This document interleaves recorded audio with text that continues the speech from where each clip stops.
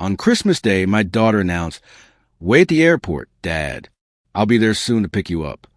Well, that was the first lie of the day, though I didn't know it yet. After 12 hours of what I can only describe as an Olympic-level display of paternal devotion or stupidity, depending on your perspective, I called her 35 times. 35. That's roughly one call every 20 minutes, which, in retrospect, suggests either admirable persistence or complete inability to read social cues. Instead of the warm, familial embrace I'd foolishly anticipated, I received what one might generously call cold betrayal from my own flesh and blood. Though, to be fair, calling it betrayal implies I had reasonable expectations to begin with, which, given the evidence that was about to unfold, seems rather optimistic of me. When I finally arrived at their house, by taxi, naturally, having given up on the fantasy of being collected like a one human being, I was somewhat shocked by what I discovered. But before we dive into that delightful revelation, please do subscribe to the channel and let us know where you're listening from in the comments, because nothing says heartwarming family story quite like subscription reminder in the middle of emotional devastation. The gift bags were cutting into my fingers as I stepped off the plane at Denver International. December 25th, 2:47 in the afternoon, Christmas Day. The terminal positively hummed with the sort of saccharine family reunions that would make a greeting card executive weep with joy. Families embracing with the enthusiasm of people who haven't seen each other since last Christmas, which, let's be honest, is probably exactly how long it had been. Children squealing with that particular pitch that suggests either pure delight or impending sugar crashes. Couples kissing under plastic mistletoe that hung from departure signs like some sort of corporate-sponsored romance. I shifted the way of my packages. 6 bags total, each one a testament to either my generosity or my profound inability to learn from past disappointments. The jewelry box for Victoria contained her grandmother's emerald necklace, the very piece Sarah had worn to our wedding, because nothing says, "I love you," quite like handing down family heirlooms to someone who can barely be bothered to return your calls. For little Emma, I'd selected an American Girl doll, the one she'd mentioned during our last video call, assuming she hadn't been humoring her grandfather out of politeness. The cashmere scarf from Martin came from that boutique Sarah used to adore, back when we could afford such luxuries without calculating their emotional return on investment. A family beside me erupted in laughter as a toddler launched himself into his grandfather's arms with a sort of reckless abandon that suggests either complete trust or a death wish. The old man spun him around whilst the parents snapped photos with the dedication of war correspondence. My chest tightened with what I can only describe as anticipation mixed with a healthy dose of impending disappointment. Soon that would be me with Emma, I thought, because clearly I hadn't learned anything about managing expectations. I pulled out my phone and dialed Victoria's number, that familiar string of digits I'd memorized through years of leaving increasingly pathetic voicemails. "Dad." Her voice came through flat, distracted, carrying all the warmth of a tax assessment. "Victoria, I'm here, sweetheart. Just landed. The flight was smooth and—" "Oh, right. Dad, we're running a bit late. Wait for us at the exit. We'll be there soon." Something in her tone made me pause.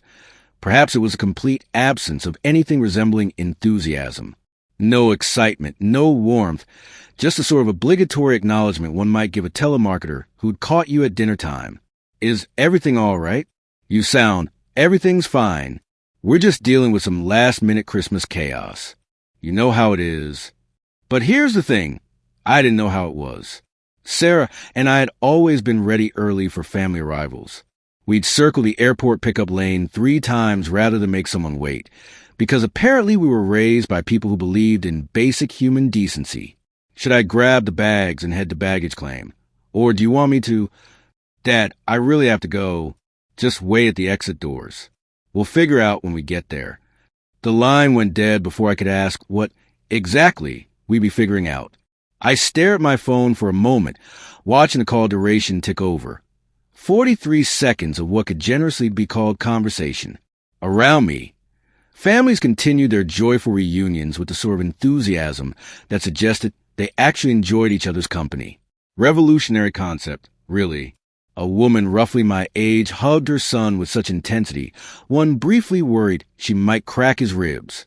He didn't seem to mind, which was either touching or concerning, depending on your perspective, on appropriate displays of affection. The baggage carousel clanked to life with the mechanical efficiency of airport machinery, delivering suitcases to their anxiously waiting owners. I collected my bag and wheeled everything toward the exit doors, my gift bag swaying against my legs with each step, like colorful reminders of my own optimism. Outside, snow fell in those deceptively gentle flakes that looked charming until you're standing in them for hours. I found a spot near the automatic doors where families typically gathered, positioning myself amongst the throngs of people who were apparently wanted by their relatives.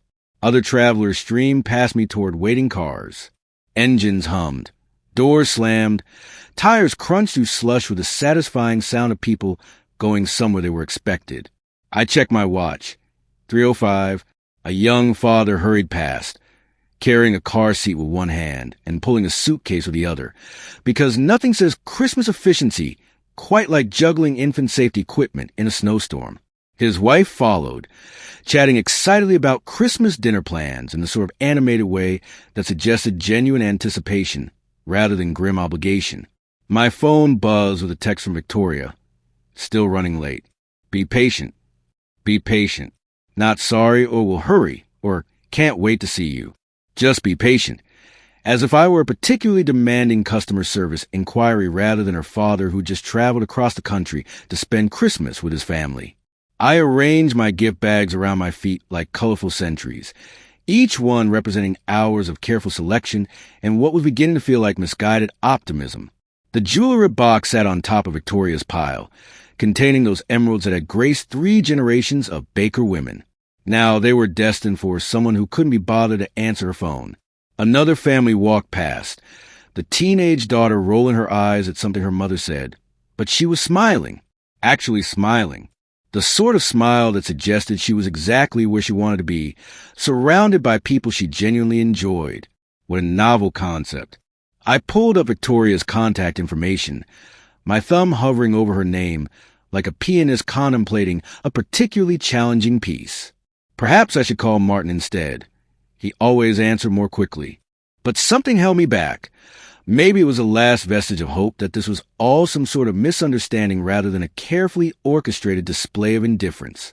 The automatic doors whooshed open and closed as travelers came and went, each opening bringing a blast of Colorado winter that cut through my wool coat like a particularly vindictive reminder that I was, indeed, standing outside an airport on Christmas Day like some sort of seasonal refugee. 3:15. I shifted my weight from one foot to the other, feeling that peculiar discomfort that comes from wearing expectations that no longer quite fit. The excitement I'd felt stepping off the plane was transforming into something else entirely. Something that felt rather like wearing a jumper that had shrunk in the wash. It still technically fit, but nothing felt quite right anymore. A security guard walked by, nodding politely in the way security guards do when they're wondering whether you're a legitimate traveler or a potential loiterer. I nodded back, probably with slightly more enthusiasm than the situation warranted. I checked my phone again. No new messages, no missed calls. Just that locked screen photo I'd taken of Emma last Christmas. Her gap-toothed grin bright under our old Christmas tree. This year's tree would be different, of course. Victoria had sent photos of their new decorations, all white and silver, perfectly coordinated, professionally arranged. Nothing like the chaotic homemade ornament explosion Sarah and I had always preferred. But then again, people change. They develop sophisticated tastes. They outgrow their parents' quaint traditions. The snow outside was getting heavier, swirling under streetlights that had clicked on despite the afternoon hour. December in Denver. I'd forgotten how quickly darkness fell, how suddenly the day surrendered to night without putting up much of a fight. 3:20. Still early, really. Traffic could be dreadful on Christmas Day. What with all those families rushing about, desperately trying to reach people who actually wanted to see them. Moving away from the main flow of travelers, I spotted a row of cushioned chairs near the large windows. Perfect. I wheeled my suitcase over and arranged my gift bags around my feet like a colorful fortress designed to protect my dignity, though that particular battle seemed to be going rather poorly. Each bag had been selected with mathematical precision. Deep burgundy for Victoria, forest green for Martin, cheerful red and gold for little Emma. But the real surprises weren't in these bags. They were tucked safely in my inner coat pocket. 3 envelopes from the Bank of Colorado, each sealed with a sort of institutional weight that suggested serious money was involved. Victoria's envelope contained a certified check for £50,000. Martin's held the same amount. The third envelope, marked Education Fund, contained $75,000 designated for grandchildren's futures. £175,000 total. Christmas morning generosity from a man who'd apparently learned nothing about reading a room. After Margaret died, selling Baker's auto parts had been the most difficult decision of my life. 30 years building that business from a single garage to 12 thriving locations across Colorado. But walking through those familiar aisles without her laugh echoing from the office, watching employees who remember her homemade Friday biscuits, it had become unbearable. The $2.8 million sale had given me options: conservative investments, financial security, and most importantly, the ability to show my family exactly how much they meant to me, which, in retrospect, seems rather like bringing flowers to someone who's allergic to pollen.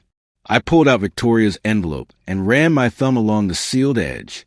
£50,000 represented months of careful planning. Not enough to seem excessive or create dependency, but substantial enough to make a real difference. Perhaps she could finally stop worrying about household expenses. Perhaps she and Martin could take that European holiday they'd mentioned last year. Perhaps I was living in a fantasy where thoughtful gestures were met with gratitude rather than indifference. A young couple walked past, the woman clutching a baby carrier, whilst her partner juggled 2 toddlers and a nappy bag. They moved with the frantic energy of new parents trying to manage Christmas travel, which is rather like trying to solve a Rubik's Cube whilst riding a unicycle. Theoretically possible, but inadvisable for beginners. I remembered those days. Victoria at 18 months, screaming through her first flight whilst Margaret and I took turns walking the airplane aisle, like some sort of parental relay race. Now Victoria was a parent, the responsible adult, the one dealing with Christmas chaos and running late, because life with children meant nothing ever went according to schedule. At least, that's what I told myself, because the alternative explanations were becoming rather uncomfortable to contemplate. 335. Still reasonable, assuming one applied a generous interpretation of the word reasonable. The Education Fund had actually been Margaret's idea, mentioned during one of our last conversations before the cancer took her voice entirely. Promise me you'll make sure Emma and any other grandchildren get proper educations. University keeps getting more expensive. I'd held her hand and promised, because that's what you do when someone is dying and asking for very reasonable things. This check fulfilled that promise, and then some, assuming the recipients could be bothered to collect it. Settling deeper into the chair, I organized my gift bags by recipient, creating a small display of optimism that was beginning to feel rather like evidence in a case I didn't want to win. Victoria's burgundy bag contained those emerald earrings that had belonged to Margaret's grandmother. 3 generations of Baker women had worn those stones.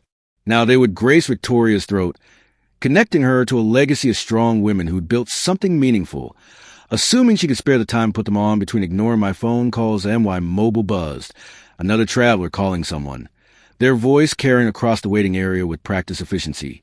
Stuck in traffic, but we'll be there soon, I promise. Soon. That's what Victoria had said. Soon.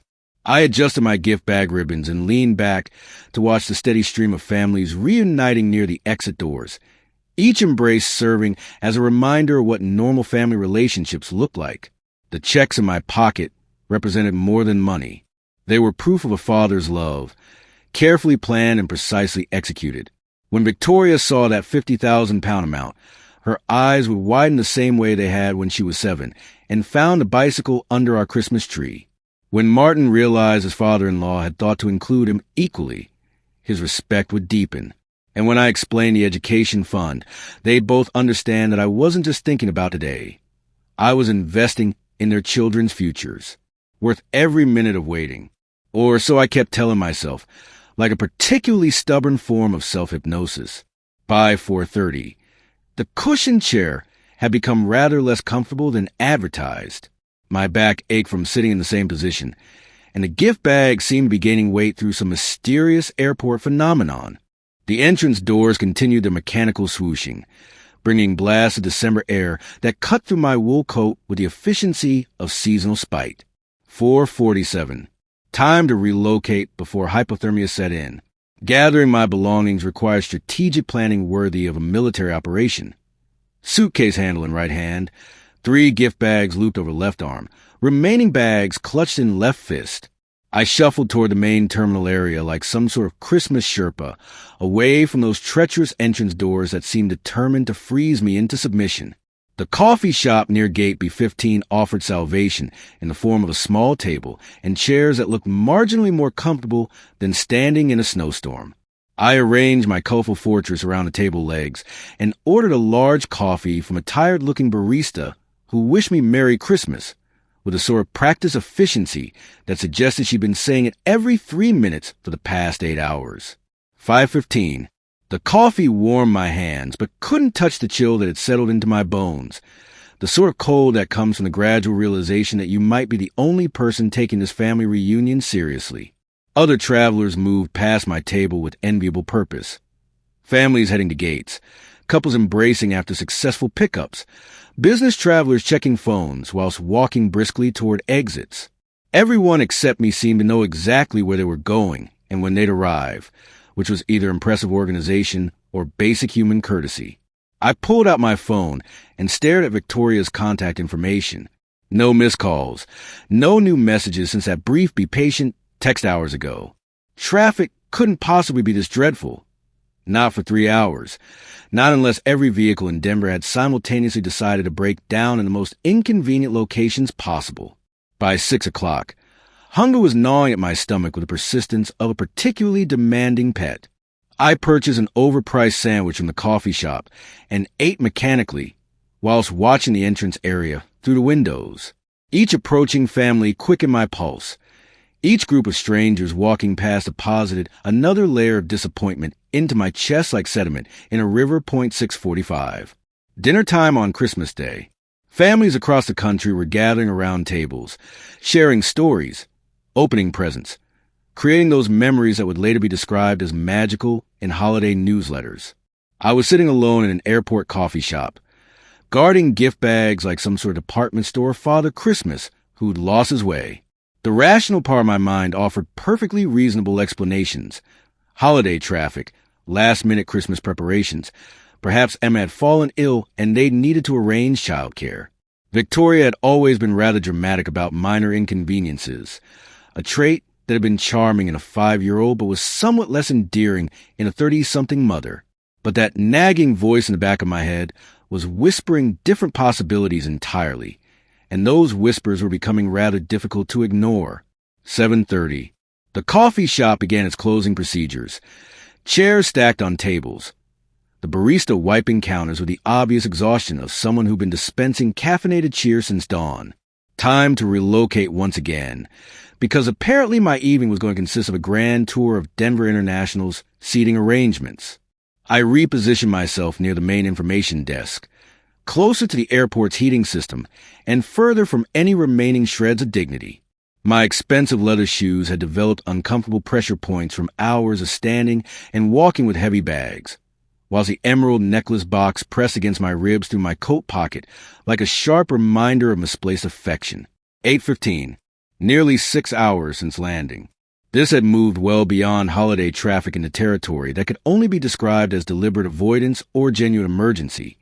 And given a complete lack of communication, I was beginning to suspect which explanation was more likely. I found a quiet corner near the loose and dialed Victoria's number with fingers that felt stiff from cold and mounting frustration. The phone rang twice before her voice came through, sharp and distracted in a way that suggested I was interrupting something far more important than paternal concern. "Dad, what is it now?" "Now?" As if I'd been calling constantly rather than waiting patiently for hours like some sort of well-trained dog. "Honey, I've been waiting quite a while." "How much longer do you think?" "Just 15 more minutes maximum." "Dad, and don't you dare call a taxi." The line went dead before I could ask why a taxi would be problematic. I stared at my phone, processing this latest development. 15 minutes maximum. After 6 hours. She could promise 15 minutes with such certainty? And why the emphatic prohibition against calling a taxi? If they were truly delayed by traffic or emergency, wouldn't a taxi be the logical solution? The questions multiplied in my mind like cracks spreading through ice. What I needed was heat. The cafeteria near terminal, glowed with warm light and the promise of hot food, like some sort of culinary oasis in my desert of family disappointment. I dragged my collection of bags across the polished floor, each step echoing my exhaustion and what was rapidly becoming a rather comprehensive understanding of my situation. 9 hours since landing. 9 hours of Victoria's empty promises, each one delivered with the casual confidence of someone who had absolutely no intention of following through. A small table near the windows offered refuge.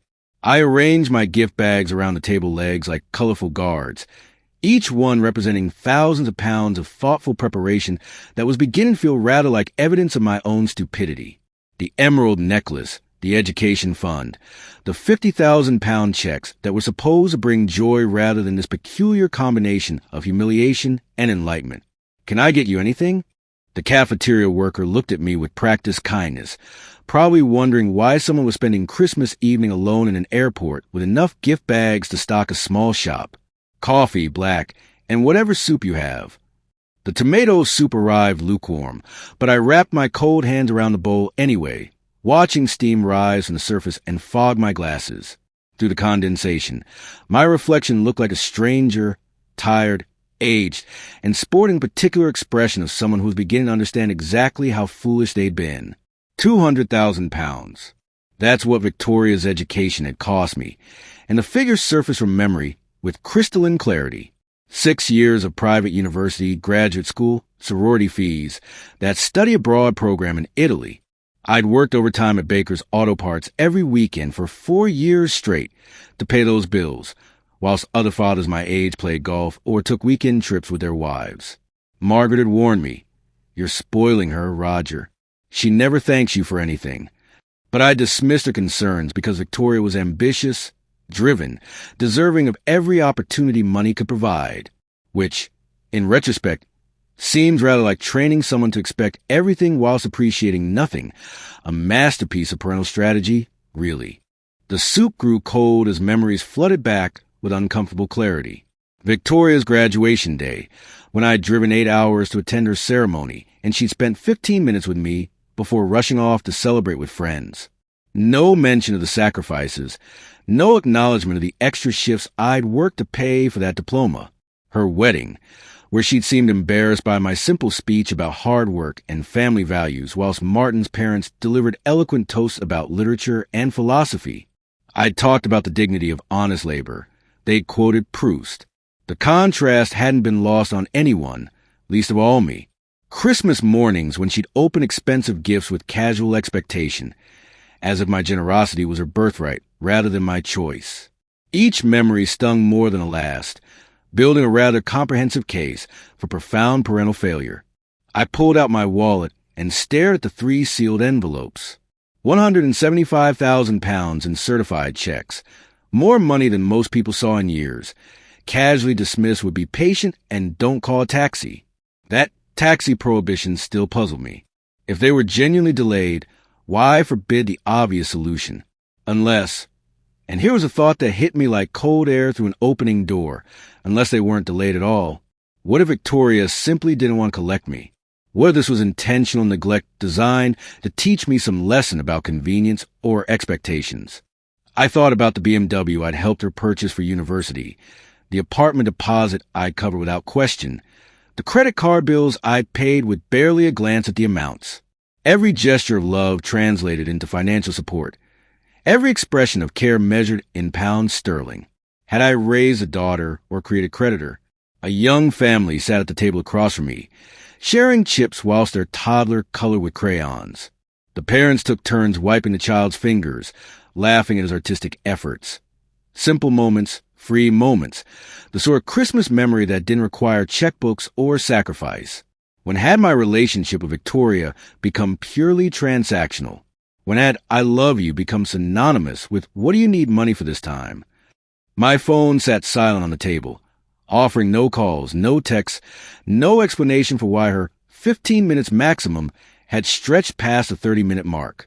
I checked my expensive watch, the one Victoria had given me 3 Christmases ago, probably purchased with money I transferred to her account. 9:05, dinner time on Christmas Day, and families across Britain were gathered around tables sharing stories and gratitude whilst I sat alone in an airport cafeteria, surrounded by gift bags that suddenly felt like evidence of my own magnificent delusion. Something was decidedly wrong. The realization hit me as I stared at my phone showing 9:15, and not just delayed wrong or inconsiderate wrong, but fundamentally, deliberately wrong. I scrolled through my call log. 31 attempts to Victoria's number, for tries to Martin's phone. All unanswered, all ignored. No return calls, no explanatory texts. Just silence stretching across 7 hours of Christmas Day, like some sort of seasonal torture designed specifically for overly generous fathers. My hand shook slightly as I dialed Victoria's number again. Straight to voicemail, of course. Victoria, it's Dad. Call 32. Please, honey, I'm really worried now. It's past 9 on Christmas night. Just let me know you're all right. Call 33 to Martin. Voicemail. Martin, it's Roger. Where's everyone? I've been waiting at the airport for 7 hours. Please call me back. Call 34 to Victoria. Ring, ring, ring. Voicemail. Call 35. My fingers, stiff from cold and mounting realization, fumble with the numbers. Voicemail again. 35 calls. No accidents made people ignore 35 calls. No traffic delayed family for 7 hours without communication. No reasonable explanation existed for this level of silence unless they were deliberately avoiding me. A possibility I've been studiously ignoring, but which was becoming rather difficult to dismiss. The thought struck like ice water in my veins, and I pushed it away immediately. No, Victoria might be selfish and ungrateful, but she wouldn't be cruel. Not this cruel. But what if something had happened? What if they were in hospital somewhere, injured, unable to call? What if Emma was ill and they were too focused on caring for her to answer phones? I gathered my gift bags with trembling hands. Time for action. Time to discover what was actually happening rather than sitting here crafting increasingly elaborate justifications for the unjustifiable. The main exit area buzzed with late-night activity. Travelers arriving from delayed flights. Families completing Christmas reunions with a sort of enthusiasm that suggested they'd actually been looking forward to seeing each other. Taxi drivers holding signs whilst waiting for fares who would presumably be collected by people who cared, whether they arrived. I found a ride pickup zone and pulled out my phone. Denver Cab Company. The dispatcher answered with practiced efficiency. I need a taxi to Cherry Hills Village from Denver International Airport. My voice sounded steadier than I felt, which was either admirable self-control or shock setting in. Which terminal? Main terminal, door 507 East. Address in Cherry Hills? I recited Victoria's address. The house I'd helped purchase with a £20,000 contribution, another financial gesture that had been accepted without question or apparent gratitude. Fare will be about $65. Taxi should be there in 12 minutes. 12 minutes. After 7 hours, 12 more minutes felt like nothing. I positioned myself near the designated pickup spot and checked my phone one final time. No missed calls, no texts, no explanations for why her mathematical certainty about 15 minutes had proved as reliable as her promise to collect me in the first place. 9:25. Christmas dinner was long finished. Families across the world were settling into evening routines, watching films, playing board games, children falling asleep surrounded by torn wrapping paper and new toys. I was standing outside an airport in December cold, carrying gift bags worth thousands of pounds, waiting for a taxi to take me to a house where my own family might be deliberately avoiding me. The yellow cab pulled up at 9:27 precisely. The driver, a middle-aged man with kind eyes, helped me load my bags into the boot. "Christmas visit?" he asked as I settled into the back seat. Something like that. The taxi pulled away from the airport pickup area, and I watched the terminal lights grow smaller in the rear window. 7 hours of waiting, 35 unanswered calls, and £175,000 in Christmas gifts. Either my family was in serious trouble, or I was about to discover just how little I meant to the people I'd sacrificed everything for. The taxi's heater warmed my face, but couldn't touch the cold that had settled in my chest like a permanent resident. 12 minutes later, we were navigating through Denver's Christmas night traffic, the numbers repeating in my mind like a particularly depressing mantra. 7 hours of waiting, 35 unanswered calls. Long day at the airport? James asked, glancing at me in the rearview mirror. 12 hours waiting for family to pick me up. 12 hours. His eyebrows rose in genuine surprise. Christmas travel is rough. Family reunion. Something like that. The words tasted strange, because family reunion implied joy, anticipation, warmth. Concepts that seemed increasingly foreign to my current situation. They must be excited to see you, James said with genuine kindness, because he was clearly operating under the assumption that families actually enjoyed each other's company. I stared out the window at houses decorated with Christmas lights, imagining the families gathered behind those glowing windows. Grandparents holding sleepy children. Normal families engage in normal Christmas activities. I hope so. I finally answered, though hope was feeling increasingly like a luxury I could no longer afford. My gift bag slid slightly as James took a corner, and I automatically steadied them, my hands brushing against expensive wrapping paper. Each bag represented hours of careful selection, thousands of pounds of thoughtful generosity. The emerald necklace alone was worth more than most people's monthly wages. When had Victoria last purchased me a gift that wasn't perfunctory? When had she last called just to chat without needing money or favors? Christmas 2 years ago surfaced in memory with uncomfortable clarity. I'd driven 4 hours to spend the holiday with Victoria's family, and she'd been distracted throughout dinner, constantly checking her phone, responding to texts whilst I attempted conversation about the business I was considering selling.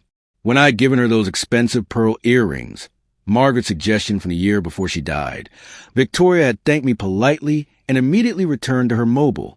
I'd made excuses then, new mother, busy with Emma, overwhelmed by holiday hosting duties. But now, staring at these gift bags in James's taxi, I remembered the sting of feeling invisible in my own daughter's house. You from Denver originally? James asked, breaking through my uncomfortable reverie. Build a business here. Auto parts, 30 years. That's impressive. Family business. Was supposed to be.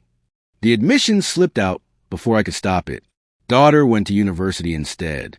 Graduate school. Better opportunities than working with old dad. James nodded thoughtfully. Education's important, but family business, that's special too. My son works with me part-time, helps with dispatch. The casual way he mentioned his son, present tense, active involvement, highlighted everything missing from my relationship with Victoria. When was the last time she'd shown interest in Baker's auto parts? Even when I was considering the sale, her questions had focused entirely on the money, not the legacy I was ending. We passed through a neighborhood where every house blazed with lights, and a family walked along the pavement, parents holding a small child's hand between them, their laughter carrying to the taxi's windows like evidence that some people actually enjoyed spending time together. Beautiful night for Christmas, James observed. Beautiful for some. For others, it was shaping up to be the loneliest night of the year. My phone remained silent on my lap. No missed calls, no apologetic texts, no explanation for 7 hours of what I was increasingly forced to acknowledge as deliberate silence. Because that's what it was, wasn't it? Deliberate. 35 calls don't get ignored by accident. Emergency rooms have telephones. If they were dealing with a crisis, someone would have answered. Someone would have called back. Someone would have cared enough to ease a father's worry. The uncomfortable truth was settling over me with the weight of accumulated evidence. Victoria was ignoring me on Christmas Day after I'd traveled across the country with gifts worth more than most people's annual salaries. Almost there, James announced as we turned onto Victoria Street. House number. I provided the address of the house I'd helped purchase in the neighborhood I'd made financially possible for the daughter who apparently couldn't be bothered to return her father's calls. James pulled into the driveway behind a silver Mercedes and a blue BMW. 2 cars, both with Colorado plates, both clearly functional and available for airport runs, assuming anyone had been planning to make one. Looks like you've got a full house, James observed cheerfully. Through the taxi window, I stare at Victoria's living room, where golden light spilled across perfectly manicured snow. Inside, I could see figures moving around a dinner table. Laughter, wine glasses, the unmistakable warmth of family Christmas celebration. Without me, sir, that'll be $68.50. I handed James $75 with trembling fingers. Keep the change. You sure you're okay? You look, I'm fine. The lie came automatically, polished by years of practice. James helped me unload my bags from the boot. 6 gift bags and a suitcase, all evident of Father's careful preparation for a reunion that was apparently never intended to happen. As his taxi pulled away, I stood alone on the pavement, cold air cutting through my coat whilst I processed what I was seeing. 35 unanswered calls, 8 hours of waiting. And here they were, celebrating Christmas exactly as they planned all along. I approached the living room window with the stealth of someone who was about to discover something they didn't want to know. Roy sat at the head of the table, gesturing animatedly whilst telling some story that was clearly far more entertaining than anything I might have contributed. Lindsay laughed, refilling wine glasses with a sort of practiced hospitality that suggested this was a regular occurrence. Martin nodded and smiled with genuine engagement. And Victoria, my daughter, the recipient of £200,000 in educational investment, looked completely relaxed, completely content. None of them appeared worried. None of them looked like people expecting a missing family member, because they weren't missing anyone at all. My legs felt rather unsteady. I set down the heaviest gift bag and steadied myself against the porch railing, the emerald necklace box pressing against my ribs like a sharp reminder of profound miscalculation. The front door sported a cheerful wreath, because Victoria had always loved Christmas decorations. I'd purchased her first Christmas tree when she was 7, helped her string lights every year until she'd moved out for university. Now she had a beautiful home, professional decorations, and a family celebration designed specifically to exclude her father. Rather like being uninvited to your own funeral. Really. I rang the doorbell. Footsteps approached, the door opened, and Victoria's face appeared in the gap. Flushed from wine, relaxed from dinner, completely unprepared for the sight of her father standing on her doorstep with evidence of his own stupidity arranged in colorful bags around his feet. Her expression shifted through several emotions in quick succession. Surprise, confusion, then something approaching panic. Dad. Her voice pitched too high, the sort of artificial brightness that suggested someone scrambling for explanations. You're here. I'm so sorry. We had a flat tire on the way to get you. I stepped forward with my bags, leaving Victoria no choice but to move aside. Flat tire? I gestured toward the driveway. I see 2 cars out there, both looking remarkably functional. I completely forgot to call you back. My phone died, and then Martin's car broke down. The words tumbled out in a torrent of contradictory explanations, each excuse canceling out the previous one with mathematical precision. I entered the warm house, my bags heavy in my hands, not just with presents, but with the weight of dawning comprehension. The dining room was visible from the entryway, and what a sight it was! Empty plates, wine glasses, the glorious ruins of a Christmas feast. The table was set for exactly the number of people currently present. No empty chair waiting for dear old Dad. No place setting held in hopeful anticipation. How perfectly organized them. Roger. Roy stood up from the table, genuine surprise and warmth radiating from his voice. Rather refreshing, actually, to encounter someone who seemed pleased to see me. We had no idea you were still at the airport. Lindsay rose as well, her face showing what appeared to be actual concern. You poor thing. You must be absolutely exhausted. 35 calls, Victoria. I set down my bags with deliberate precision. 35. The room fell silent with a sort of awkward hush that follows particularly spectacular social disasters. Martin shifted uncomfortably in his chair, suddenly finding it impossible to meet anyone's eyes, behavior that, in my experience, generally indicates either guilt or indigestion. We were just about to leave to pick you up, Victoria continued desperately, her voice taking on that particular quality of someone who's realized their story has more holes than a colander. "Weren't we, Martin?" Martin mumbled something about technical problems, but his face told a rather different story. He looked rather like a man who'd been caught in his wife's increasingly elaborate web of deception and was wondering whether he could somehow tunnel his way out through the floor.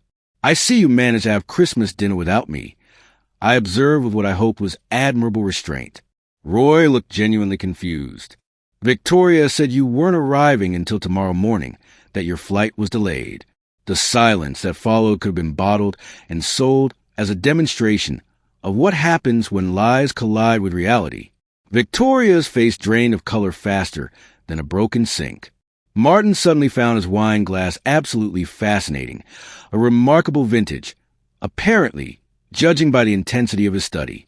"Tomorrow morning," I repeated slowly, savoring each syllable like a fine wine. "How interesting." Lindsay moved quickly to break the tension, maternal instincts overriding the social awkwardness with practiced efficiency. "Roger, you poor thing. You must be absolutely starving. Let me fix you a fresh plate." She bustled toward the kitchen whilst Roy gestured to an empty chair beside him, his judicial mind clearly processing the rather significant discrepancy between what Victoria had told him and what was actually unfolding in his living room.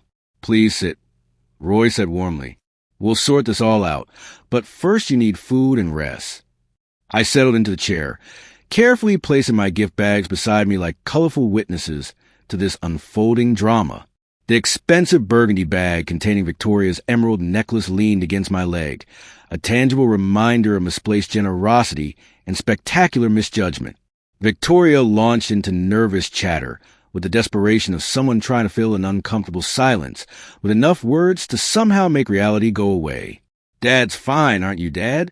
Just a little mix-up with the cars. You know how crazy Christmas travel can be." 35 phone calls, I said quietly, cutting through her babble like a knife through particularly unconvincing butter. Martin's fork clattered against his plate with the sound of someone whose coordination had been compromised by the dawning realization that his father-in-law wasn't quite as stupid as they'd assumed. Lindsay returned with a warm plate of turkey and fixings, setting it before me with gentle efficiency. "You must tell us about your flight, Roger. Was there terrible weather? These holiday delays can be absolutely dreadful." "No weather issues," I replied, accepting the coffee she poured with hands that were steadier than I'd expected. "Clear skies all day." Roy leaned forward slightly, his legal instincts clearly engaged. "So your flight was on time?" 2:47 this afternoon. Landed exactly when scheduled. The mathematics of deception hung in the air like expensive perfume, obvious to everyone but impossible to ignore politely. 8 hours, Roy said, his voice taking on the tone of a man accustomed to examining facts and finding them rather more illuminating than explanations. "You've been waiting for 8 hours. Victoria jumped in frantically, her voice pitched higher than a soprano having a particularly dramatic moment. No, he just got here. The cars were. I waited at the airport. I said, simply, call Victoria multiple times. No one answered. Lindsay's hand flew to her heart. Oh my goodness! You were at the airport alone for 8 hours on Christmas Day? Martin mumbled something about technical difficulties, but his voice carried all the conviction of someone reading from a script they'd never seen before. Roger, Roy said carefully, if you needed transportation, you should have called us. We would have come immediately. I didn't have your number memorized, I replied, glancing at Victoria, who was gripping her wine glass, so tightly her knuckles had gone white, rather like watching someone trying to strangle their own credibility. And I kept expecting someone to answer when I called. Lindsay reached over and patted my hand with genuine maternal warmth. You poor dear. 8 hours and we had no idea. We thought you weren't coming until tomorrow morning. That's what Victoria told you, I confirmed, watching my daughter's face with something approaching scientific interest. The room fell silent again, except for the distant sound of what I assumed was Victoria's last shred of dignity, making a run for it. Victoria's nervous laughter filled the void like fingernails on a chalkboard. Well, he's here now, she said with artificial brightness. That's what matters, right, Martin? Martin nodded without enthusiasm, still avoiding eye contact with everyone at the table like a man, trying to pretend he'd never met any of us. Roy's expression had shifted considerably. As a retired federal judge, he'd spent decades listening to testimony, weighing evidence, and detecting the sort of inconsistencies that were currently parading around his dining room like drunken elephants.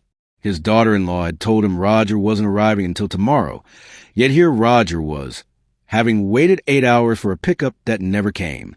"Victoria," Roy said slowly, his voice carrying particular weight of someone who'd spent years cutting through nonsense for a living. "Perhaps you could explain the confusion about Roger's arrival time. I must have misunderstood." Victoria's voice pitched even higher, if such a thing were physically possible. "You know how it is with travel plans. Things change." But Roy wasn't a man easily satisfied by vague explanations delivered in the vocal range of a distressed chihuahua. His eyes moved from Victoria to Martin to me, clearly piecing together a picture that disturbed him considerably. I continued eating mechanically, each bite tasteless. The gift bag sat beside my chair like silent accusers, filled with expressions of love for people who had apparently spent their Christmas deliberately avoiding me. "Excuse me," I said quietly, setting down my fork. "I need to use a loo." Lindsay immediately showed concern. "Of course, dear. Down the hall. First door on the right." I walked slowly down the dimly lit corridor, my footsteps muffled by the thick carpet I'd helped Victoria forward. But as I approached the bathroom, voices from the kitchen stopped me cold. Victoria and Martin speaking in hushed tones, apparently under the misguided impression that they were alone. "I really wish he hadn't shown up tonight," Martin said, his voice carrying the sort of exasperation he'd hidden all evening. My hand froze on the bathroom door handle. "How fascinating. He always embarrasses us in front of your parents," Victoria replied, her tone casual and dismissive, as if discussing an unfortunate stain on the carpet. "Those silly stories about building his business from nothing, like he's some sort of mogul." The words hit like physical blows. Silly stories? I'd built Baker's Auto Parts from a 5,000-pound loan into a multi-million-pound empire. But apparently that qualified as quaint delusion in my daughter's sophisticated worldview. "Your dad just doesn't understand how to behave around people like my parents," Martin continued, his voice carrying the sort of condescension typically reserved for particularly slow children. "The way he talks, his mannerisms, it's awkward."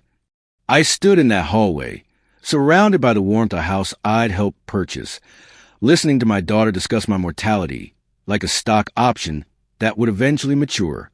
The emerald necklace in my coat pocket, 3 generations of family history, suddenly felt like the most expensive joke ever told. Something inside me crystallized, hardened. The hurt father began transforming into something else entirely, something with considerably less patience for this level of casual cruelty. I reached into my coat and felt the sealed envelopes containing £175,000. Money I planned to give freely, joyfully, out of love. Now it would serve a rather different purpose entirely. I straightened my shoulders and touched my wallet, feeling the outline of the checks inside. Victoria wanted my money. She could have it, but she was going to earn every devastating penny. My footsteps echoed deliberately as I walked back toward the kitchen. Victoria and Martin were still there, loading the dishwasher, their voices now lowered to normal conversation levels. They looked up when I entered, Victoria's face showing casual inquiry. The expression of someone expecting her father to return from the loo, not someone about to face the consequences of spectacular miscalculation. "I heard every single word you just said." The dish in Victoria's hand slipped. It would have shattered against the floor if Martin hadn't caught it reflexively. Impressive hand-eye coordination for someone whose world was about to implode. "Dad." Victoria's voice came out small, uncertain, lacking its earlier artificial confidence. 8 hours in an airport, I continued, my voice controlled but rising like a well-conducted symphony of paternal disappointment. 35 unanswered phone calls, and you two were in here discussing how I embarrass you in front of Roy and Lindsay. Victoria's face drained of color faster than a punctured balloon. Martin stepped backward, bumping against the counter like someone trying to physically distance themselves from their own poor judgment. "Dad, you don't understand. We weren't talking about you that way." Victoria's words tumbled out in a rush of desperate damage control. "Context. I stepped closer, effectively blocking their path to the dining room, because sometimes geographical advantage matters in family confrontations. You said you wished I hadn't shown up tonight. You call my business story silly. You planned to never invite me to Christmas again. We never meant to hurt you. Victoria's voice pitched higher, more desperate, carrying all the sincerity of a politician's campaign promise. I gestured toward the window, facing the driveway. 2 cars out there, both working perfectly. Both available to collect your father who waited 8 hours in airport on Christmas Day. Martin cleared his throat nervously. Maybe we didn't express ourselves well. It's been a long day for everyone. Express themselves well? My voice carried 30 years of accumulated disappointment. You laughed about my little auto parts stores. 12 locations, Martin. 30 years of 16-hour days, so Victoria could have everything I never did. You're overreacting, Victoria said, but her voice cracked like poorly applied makeup. We love you. You know that. Love. The word felt bitter in my mouth, like medicine that had gone off. You told Martin that once I die and you get the inheritance, you won't have to pretend to care about these awkward family gatherings anymore. The kitchen fell silent, except for the hum of the refrigerator and the distant sound of Roy and Lindsay's conversation from the dining room. People who apparently possessed the novel concept of basic human decency. Victoria stared at me with wide eyes. How did you? You weren't standing in the hallway. Yes, I was listening to my daughter discuss my death like a business transaction that would eventually pay dividends. Martin shuffled uncomfortably, looking everywhere except at my face like someone trying to pretend they'd never met me. Your dad misunderstood what we meant, Victoria, he said with the conviction of someone reading from a script they'd lost halfway through. We should all calm down and talk rationally. Misunderstood? I pulled out my phone and showed them the call log. 35 attempts glowing accusingly on the screen. Would you like me to explain how I misunderstood those as well? Victoria tried a different approach, her voice taking on a pleading tone that would have been touching if it weren't so transparently calculated. Dad, we were just stressed. It's been such a crazy day, and we said things we didn't mean. Stressed. I cut her off with the precision of someone who'd had quite enough of creative explanations. You were relaxed, comfortable, planning my exclusion from future holidays whilst I sat 12 miles away wondering if you were dead in a car accident. The voices from the dining room grew quieter. Roy and Lindsay were probably wondering what was taking so long, blissfully unaware that they were about to witness what could generously be called a family reckoning. People like Roy and Lindsay, I continued, repeating Victoria's exact phrase with the care of someone presenting evidence. Too sophisticated for someone with working-class mannerisms. Is that what you told them about why I wasn't coming until tomorrow? Victoria's mouth opened and closed without sound, rather like a fish that had suddenly found itself in distinctly uncomfortable waters. 24 years, I said quietly, each word carefully measured. 24 years of believing I raised a daughter who loved her father. Tonight, I discovered I raised someone who's ashamed of me. Footsteps approached from the dining room. Roy appeared in the doorway, followed closely by Lindsay, both wearing expressions of concern that suggested their parental instincts had detected the emotional equivalent of a gas leak. Is everything all right? Roy asked, his judicial instincts clearly registering the tension. We heard voices. Roy, Lindsay, I said, my voice steady with a sort of calm that comes from having absolutely nothing left to lose. Please come in. There are some things you need to know. Victoria shot me a panicked look. Dad, please don't. Don't what? I cut her off. Don't tell them the truth about their charming daughter-in-law's hospitality skills. We moved into the living room, Roy and Lindsay settling onto the sofa whilst Victoria and Martin remained standing, their discomfort obvious to anyone with functioning eyes. I positioned myself near my gift bags, those colorful packages now serving a very different purpose than originally intended. Roy, you asked earlier about my flight being delayed. I began speaking directly to him because at least he possessed the radical concept of basic human curiosity. Let me tell you what actually happened. Victoria tried to interrupt. Dad, maybe we should discuss this privately. 8 hours, I continued, speaking over her with the authority of someone who'd earned the right to be heard. I spent 8 hours at Denver International Airport today. I called Victoria 35 times. No one answered. Lindsay's hand flew to her heart. 8 hours on Christmas Day? But the car trouble, Roy began, then stopped as his legal mind processed a timeline and found it wanting. There was no car trouble, I said simply. 2 working vehicles were in the driveway all day. They deliberately ignored my calls because they hoped I would give up and go home. Roy's face darkened with a sort of righteous anger that suggested his moral compass was functioning perfectly. This is completely unacceptable. How could you treat Roger this way? We made a mistake, Victoria said desperately, grasping for explanations like someone trying to catch smoke. But we can explain. A mistake? Lindsay's voice carried the moral outrage of someone who'd spent decades teaching young people about ethics and was deeply unimpressed by this particular example. You deliberately abandoned him at an airport on Christmas Day. I reached for the burgundy gift bag and pulled out the first envelope, feeling its substantial weight. Bank of Colorado letterhead, certified funds, careful planning now serving as evidence of my own spectacular misjudgment. I came here tonight with Christmas presents, I announced, holding up the envelope like a prosecutor presenting evidence. Generous ones. This check is for £50,000. Martin's contains the same amount. The education fund for Emma totals £75,000. Victoria's face went pale, but I wasn't finished with my presentation. £175,000. I continued, watching her expression with scientific interest. Money I plan to give freely out of love. Martin found his voice, though it carried all the strength of a deflated balloon. We can fix this. Please don't make permanent decisions based on one bad night. I looked at Roy and Lindsay, these sophisticated people who'd apparently been too educated to warrant my embarrassing presence at their family gathering. Whilst I waited at the airport, wondering if they were dead in an accident, they were here having Christmas dinner. And afterward, I paused for dramatic effect. I overheard them discussing how I embarrassed them in front of you, how my business stories are silly, how I don't know how to behave around people like you. Roy stood up, his face flushed with anger that was rather gratifying to witness. Roger, I am deeply ashamed of my son's behavior. This is unconscionable. The money will fund my European travels instead. I announced with the satisfaction of someone who discovered they had options after all. As for my will, which currently leaves my entire state to Victoria, that's changing immediately.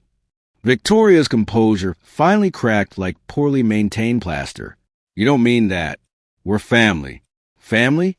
I looked at her with the sort of cold assessment typically reserved for particularly disappointing business transactions. Family doesn't abandon each other on Christmas Day. Family doesn't mock each other's life's work. Family doesn't plan to exclude each other from future holidays whilst discussing the financial benefits of each other's eventual demise. Lindsay reached over and touched my arm gently, her maternal instincts apparently extending to abandoned fathers-in-law. Roger, we had no idea what you'd endured. This is heartbreaking. Nearly £3 million, I said, watching Victoria's face with something approaching scientific fascination. That's what this night cost you. The immediate gifts, plus your inheritance, gone. The room fell silent except for the ticking of Victoria's expensive clock, purchased, no doubt, with money I provided over the years whilst apparently embarrassing her with my working-class generosity. The Ritz-Carlton Denver gleamed under downtown streetlights as my taxi pulled up to the entrance. 1:30 in the morning, but I felt more awake than I had in years, the sort of clarity that comes from having one's illusions thoroughly and efficiently destroyed. The doorman helped me with my luggage, a single suitcase now. No gift bags weighing down my arms or my conscience.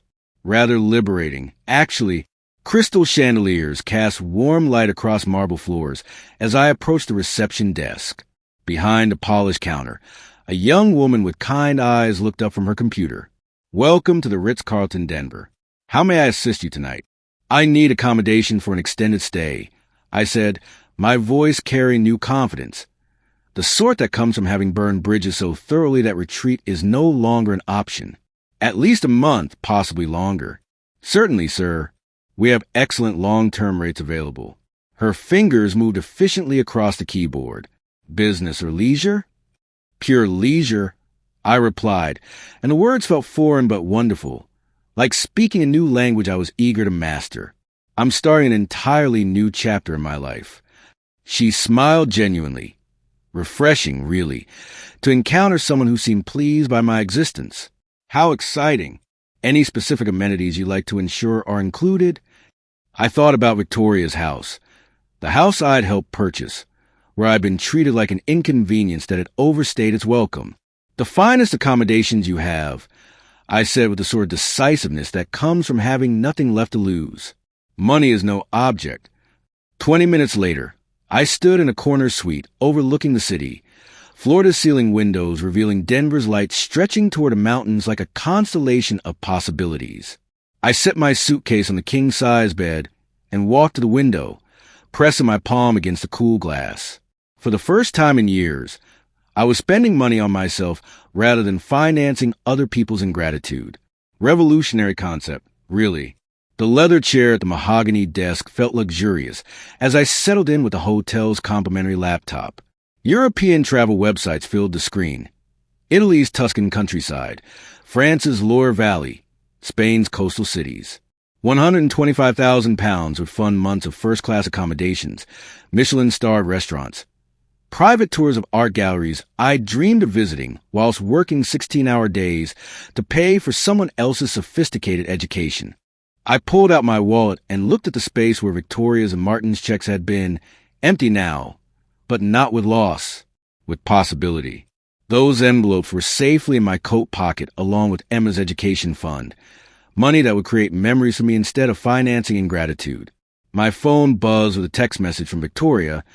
"Dad, please call. We can work this out." I deleted it without reading it twice. Rather cathartic, actually. The hotel telephone sat beside a leather portfolio that probably cost more than most people's monthly wages. I lifted the receiver and dialed the concierge. "Good evening, Mr. Baker. How may we enhance your stay?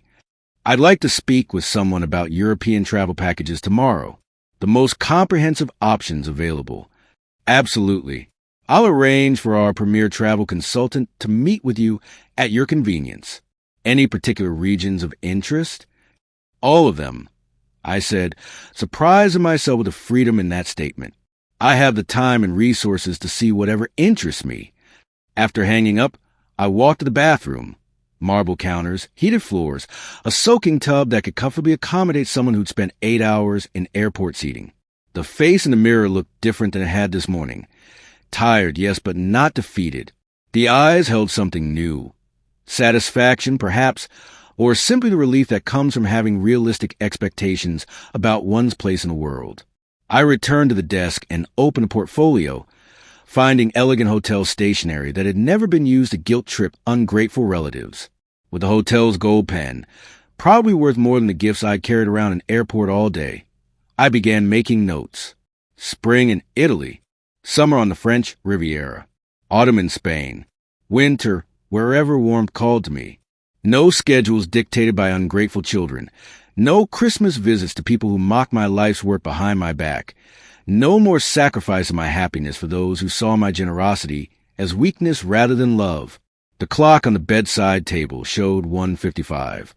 In 6 hours, the travel consultant would help me plan adventures I'd postponed for decades whilst funding other people's sophisticated lifestyles. In a week, I could be boarding a flight to Rome. In a month, I could be sipping wine in a Tuscan vineyard, telling my stories to people who might actually appreciate them rather than find them embarrassingly provincial. I leaned back in a chair and looked out at the city lights, feeling truly free for the first time in years. If you told me this morning that I'd end Christmas Day disinheriting my daughter and booking a European holiday, I'd have thought you were mad. But here I was, and rather than feeling devastated, I felt liberated. Sometimes the best Christmas present you can give yourself is the gift of clarity, even if it comes wrapped in the most expensive disappointment you've ever purchased. If you enjoyed this tale of festive family dysfunction, please like this video, subscribe to the channel, and share your own stories of holiday disasters in the comments, because nothing says Christmas spirit quite like discovering you're not as wanted as you thought you were. To listen to the next story of spectacular family miscalculation, click on the box to the left.